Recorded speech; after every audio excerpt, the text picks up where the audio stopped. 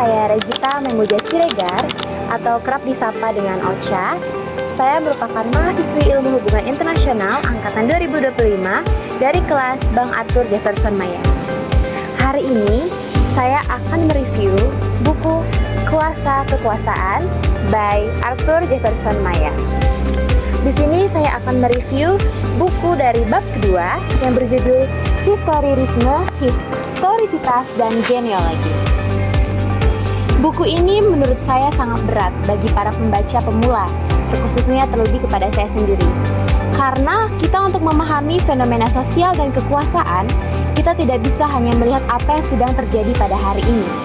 Realitas sosial selalu merupakan hasil dari proses panjang yang dipengaruhi oleh sejarah, relasi kuasa, dan konstruksi makna yang terus berubah seiring berjalannya sejarah. Disinilah pentingnya pendekatan historisisme, historisitas, dan genealogi ini berlangsung. Historisisme mengajak kita melihat masa lalu sebagai fondasi yang memberi arah pada masa kini.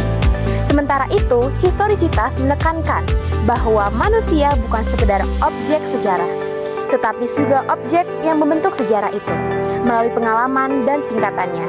Lalu, genealogi tersendiri dikembangkan oleh Michael Vaughan menggugat narasi sejarah yang dianggap mapan dengan menelusuri bagaimana kekuasaan bekerja dalam proses terbentuknya kebenaran.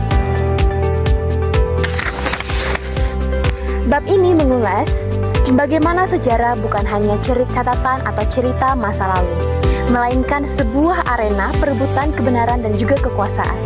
Sejarah dipahami sebagai konstruksi yang dipengaruhi oleh subjek, ideologi, dan dinamika sosial maupun politik. Karena itu, pembahasan ini dibagi ke dalam 3 konsep besar, yaitu historisisme, historisitas, dan juga genealogi.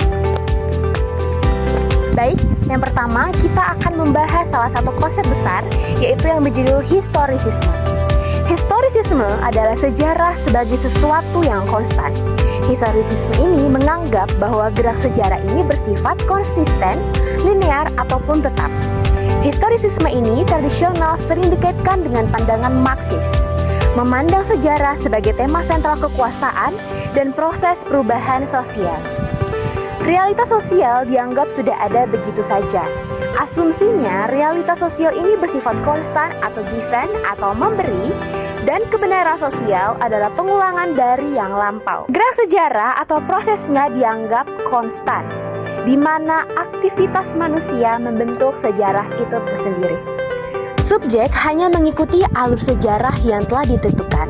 Aktivitas subjek ataupun manusia menjadi penentu objek material sejarah yang terlepas dari aktivitas subjek tersebut.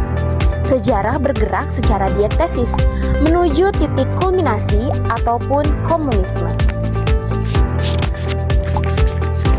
Pemikiran ini banyak dianut oleh tradisi modernisme yang meyakini perkembangan masyarakat menuju tujuan yang tertentu, seolah ada kebenaran sejarah universal. Kritik pada konsep besar historisme ini, pandangan ini cenderung menutup kemungkinan perubahan radikal. Sejarah diperlakukan sebagai mesin yang bergerak otomatis dan manusia menjadi objek pasif dalam aliran determinisme historis. Selanjutnya, konsep kedua yang berjudul historisitas. Sejarah sebagai aktivitas subjek. Historisitas ini membalik perspektif dari historisisme, di mana sejarah tidak linear, tidak konsisten, dan penuh lompatan. Kalau tadi historisisme ini berbentuk linear, berbentuk konsisten, nah historisitas ini terbalik. Di sini sejarah tidak memiliki linear yang sama, jadi penuh lompatan di setiap sejarahnya.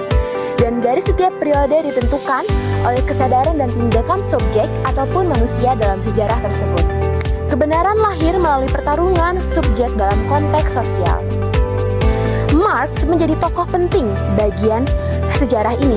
Ia melihat sejarah sebagai arena pertarungan kelas di mana subjek kolektif atau kelas pekerja bisa mengubah struktur sosial. Namun, pemikiran Marx ini juga dikritik sebagai masih menyimpan elemen teologis deterministik, seolah sejarah pasti menuju masyarakat tanpa kelas. Di sini kemudian masuk analisis Louis Althusser yang menolak narasi tunggal sejarah. dan lebih menekankan kontingensi, ketidakdugaan perubahan sosial. Konsep ketiga yaitu genealogi, sejarah sebagai bagian kuasa ataupun pengetahuan.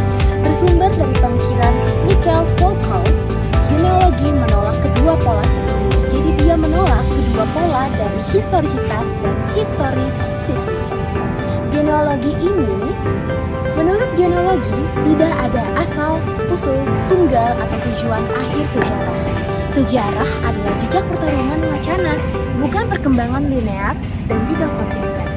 Pengetahuan dan kekuasaan bersifat resiprokal, saling memproduksi. Di sini sejarah dilihat sebagai peta kekuasaan yang selalu berubah dalam tubuh masyarakatnya. Genealogi membongkar bagaimana kebenaran diciptakan melalui institusi atau negara, sekolah, penjara, maupun rumah sakit, lalu praktik wacana, mekanisme normalisasi dan pengawasan, juga sejarah menjadi proyek politik yang tidak pernah selesai dalam genealogi. Kita sebagai mahasiswa perlu berpikir kritis, di mana kita penting untuk mengungkap bahwa yang pertama, sejarah itu tidak bersifat netral. Setiap penulisan sejarah pasti melihat dari pencetus-pencetus setiap sejarah tersebut. Yang kedua, kebenaran sejarah adalah hasil permainan daripada kuasa. Yang ketiga, subjek tidak hanya dicetak oleh sejarah, tetapi ikut mencetak sejarah tersebut.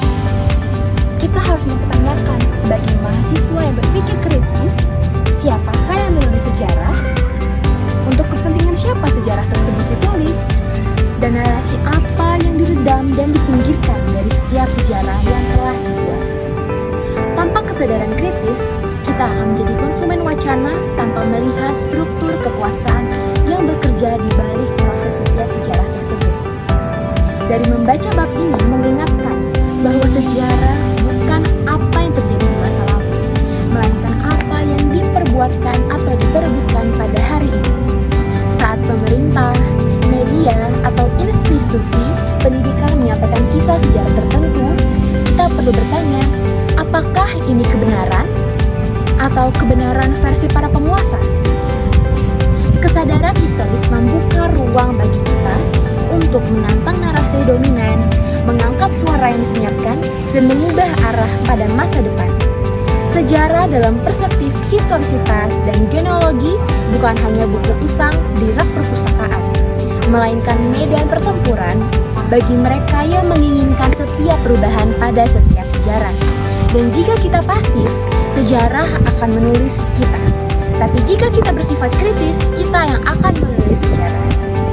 Di balik setiap cerita tentang bangsa, selalu ada pertarungan untuk menentukan siapa yang layak dikenang dalam sejarah dan siapa yang sengaja dilupakan dalam sejarah. Sejarah bukan apa yang telah terjadi, tetapi sejarah itu merupakan apa yang harus diperebutkan. Jika kita pasif, sejarah yang akan menulis kita sebagai figurannya. Tetapi jika kita kritis, kitalah yang akan menulis dan mengukir sejarah tersebut. Dari historisisme kita belajar ketundukan. Nggak apa-apa, nggak usah dimatiin. Dari historisisme kita belajar bahaya ketundukan. Dari historisitas kita belajar kekuatan kesadaran. Dan dari genealogis kita belajar bahwa kebenaran selalu lahir dari pertarungan. Di balik setiap cerita tentang bangsa selalu ada pertarungan untuk menentukan siapa yang layak dikenang dan siapa yang sengaja dilupakan dalam sejarah. Dan pada akhirnya menjadi kritis terhadap sejarah adalah cara paling manusiawi untuk merawat kebebasan kita.